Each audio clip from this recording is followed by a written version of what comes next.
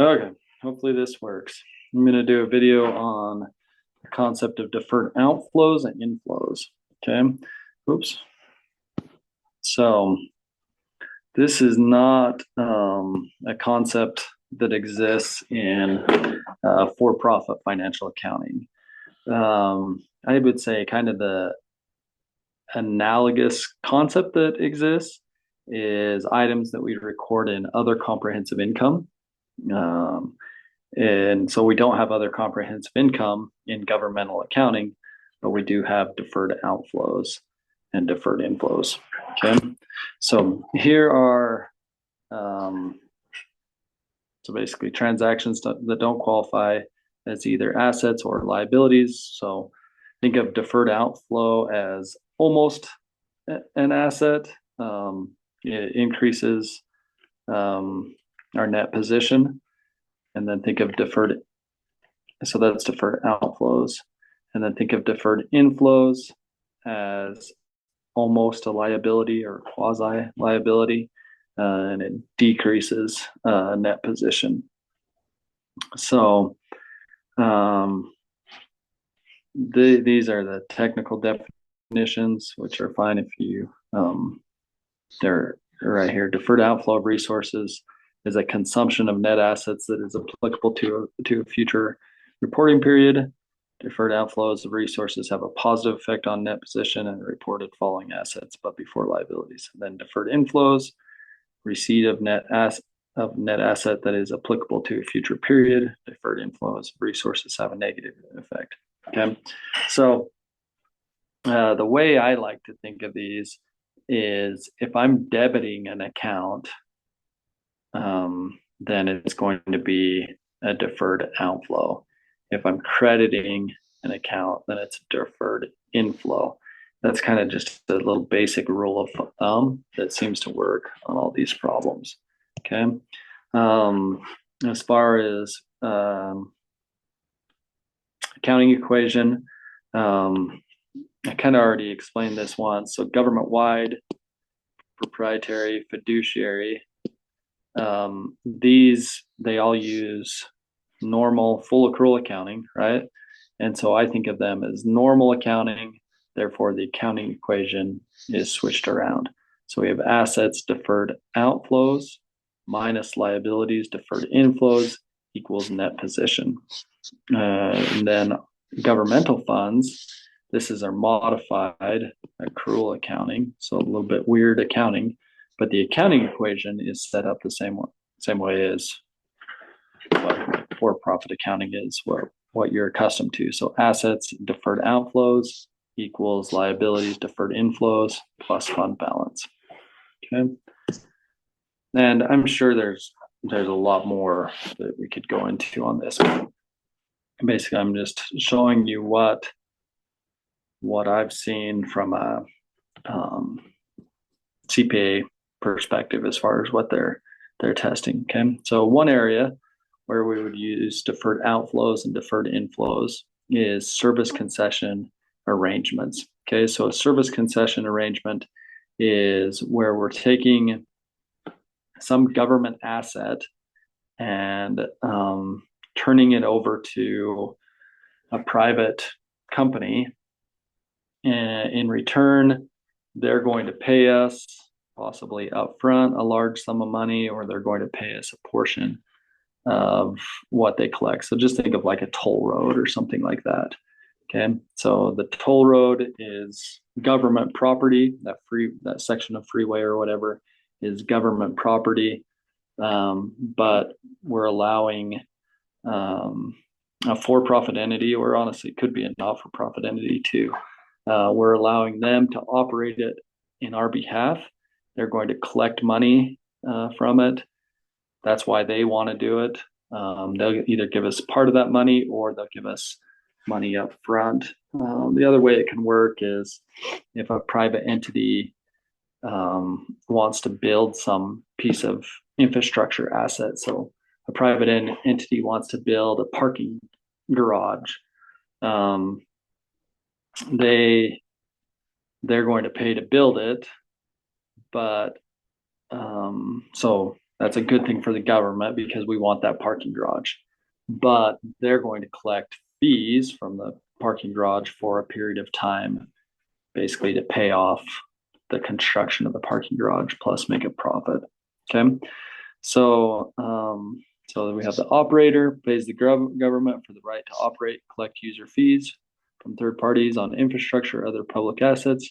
Transfer continues to show the managed facility as a capital asset. So this is really important. This is what it kind of seems like they test. So just make sure you know that fixed asset, whatever it is, whether it's a parking garage or toll bridge or toll road, that asset stays on the government-wide financial statements. Okay. So we don't transfer the asset itself. It continues to be a government asset. And that's even the case when they build the asset. Okay. So if that private entity builds the asset, but it's really our asset, it's the government, then it stays on our books. Okay. So the transfer displays liability for significant contractual obligations, upfront or installment payments are displayed as an asset at their present value along with deferred inflow of resources. So just imagine, like, let's say the operator is going to get a section of I-15 freeway. Okay. So they're going to pay us up front. So we're the government. We receive cash up front. They pay us this big chunk of money. But our credit is going to be a deferred inflow. Okay. Because the idea is we haven't really earned that cash because the service concession arrangement is going to last for 15 years or 10 years or whatever. So that's the logic behind it. Okay. So roadway management pays the state $1 million flat fee for the right to operate and retain the tolls from a section of I-15. Ownership of the section of I-15 resides with the Department of Transportation, and management responsibility reverts back to the DOT after 3 years unless the contract is renewed. Roadway management establishes the tolls subject to DOT approval. Okay, so toll road stays on our books as a capital asset. They pay us up front. We receive cash, credit deferred inflows, and then roadway management, they're going to be the ones that collect the money and make a profit off of it. Okay. Deferred outflows and inflows can also be used as part of derivatives and hedge accounting.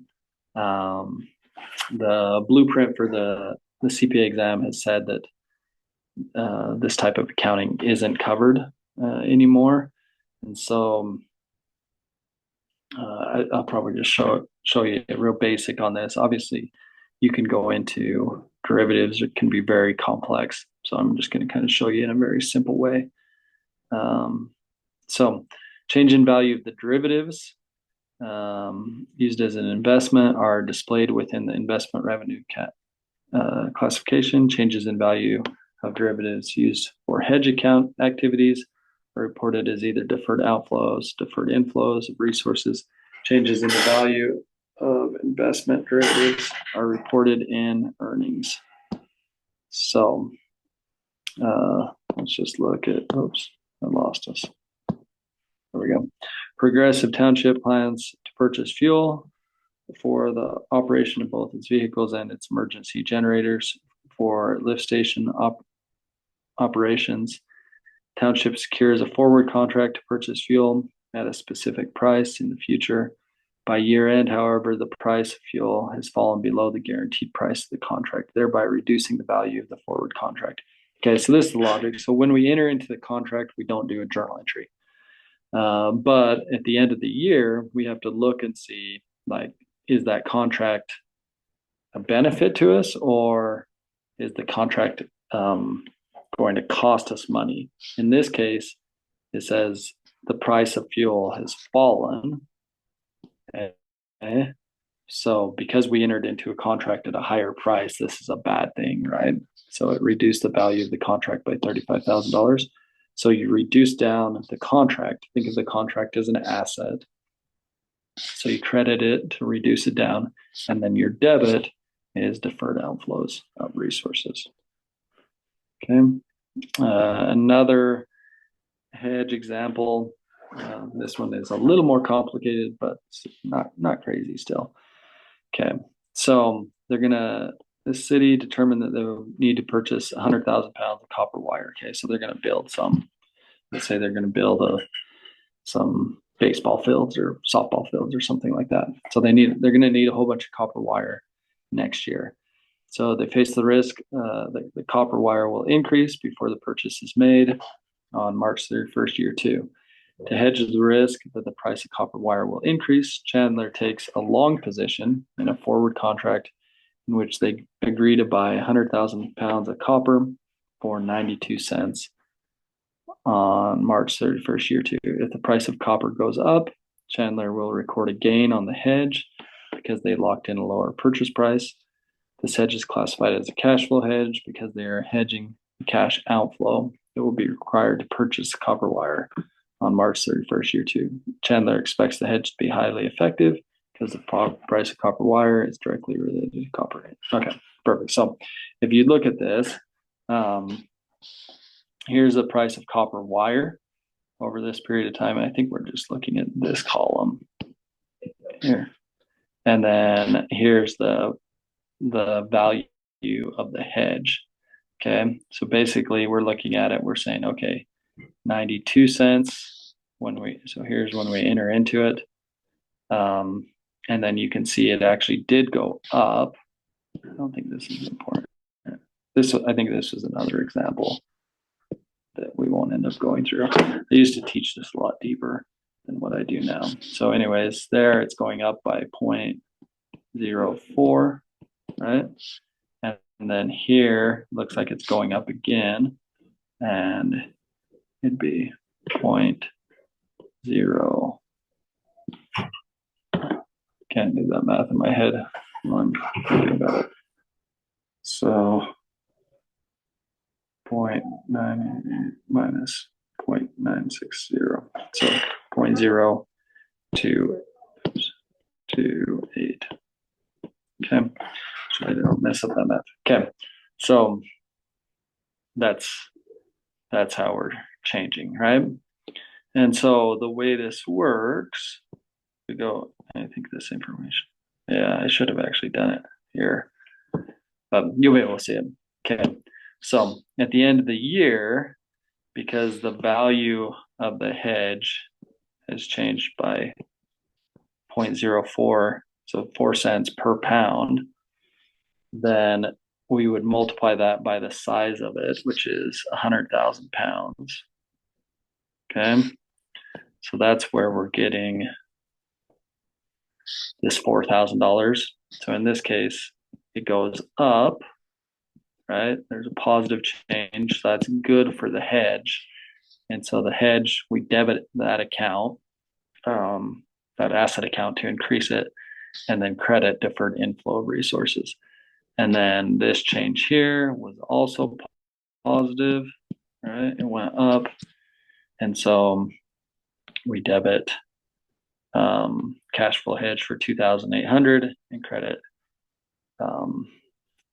deferred inflow for 2,800. Then we exit the position. So we receive cash and reduce down our hedge. And then we turn around and buy the wire. Okay. So if we look at this,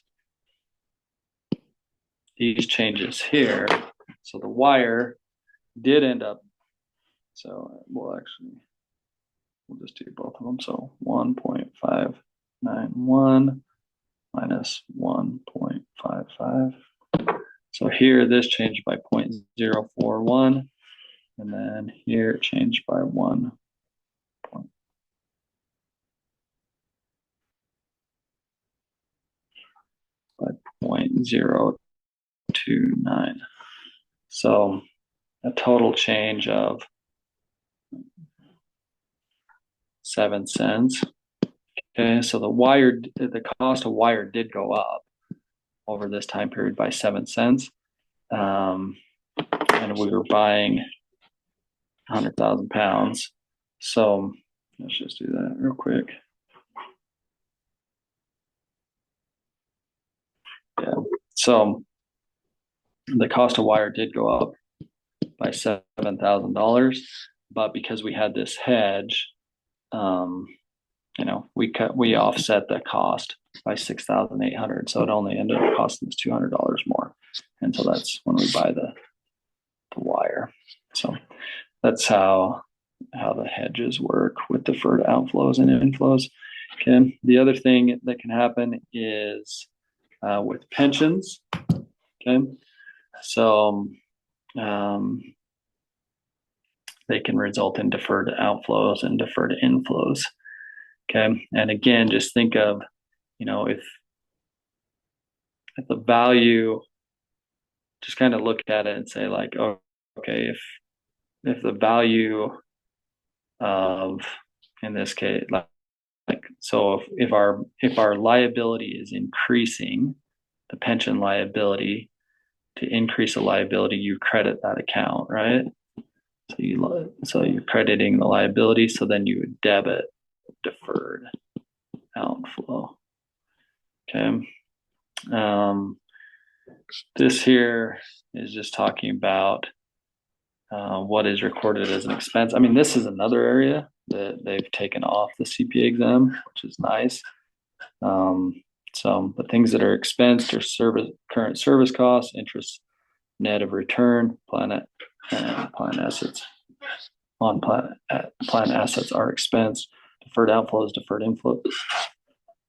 Changes in actuarial assumptions, differences between expected and actual return on plan assets, and the unearned portion of prior service costs are accounted for as deferred outflows and deferred inflows. Prior service costs are already earned by employees are expensed. Okay. And then the other area is so like for example here, assets such as property taxes receivable associated with unavailable revenues, such as property taxes collected more than 60 days should be recorded by crediting. So basically, normally revenue has a credit balance, right?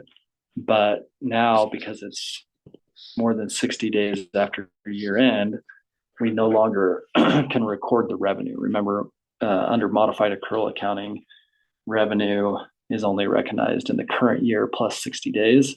And so we're reducing revenue is what we'd be debiting because we can't record it anymore. And then we would be crediting deferred inflow. Again, that kind of little rule of thumb works. Like if you can figure out the one half of the journal entry, then just, if you're crediting account, credit deferred inflow. If you're debiting account, then it's deferred outflow. So I have some practice problems on these that I'll probably do a video going through them to kind of show, because I'm vaguely familiar or vaguely remembering that there are kind of some other areas that kind of deal with deferred outflows and inflows, but this is just kind of a little overview for you. So thank you for watching. Have a great day.